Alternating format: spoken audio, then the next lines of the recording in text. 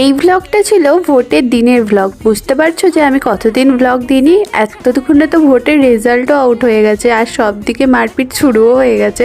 আর আজকে আমি ভোটের ব্লগ পোস্ট করছি।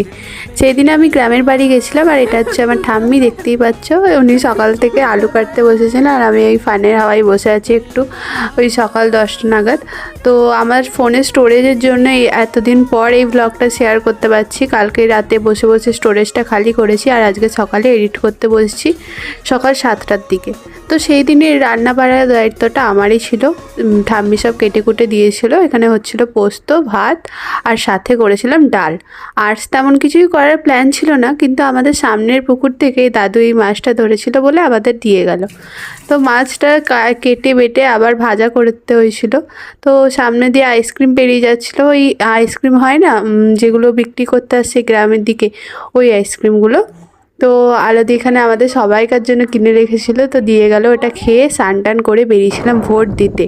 তো ভোট দিয়ে ফেরার সময় দেখছি রাস্তায় একটাও লোক নেই, সবাইকার সকালের দিকে ভোট দেওয়া হয়ে গেছে। তারপর এখানে আমার ভোট দেওয়াও কমপ্লিট। তো চলো গিয়ে খাওয়া দাওয়া করা যাক। খাওয়া দাওয়া করে ট্রেনে একটা ঘুম দিয়ে বিকেলের দিকে বেরিয়েছিলাম এইদের সাথে দেখা করতে। এরা এসেছিলো দেখা করতে, তো আমরা একটু ঘুরতে গেছিলাম, মানে গ্রামের সামনাসামনি ঘুরতে গেছিলাম। তো ফেরার সময় অনেক বৃষ্টি আরম্ভ হয়। তো আর কোনো ক্লিপ নেওয়া হয়নি। তো আজকের ভিডিওটা এখানেই এন্ড করছি। দেখা হচ্ছে নেক্সট ভিডিও।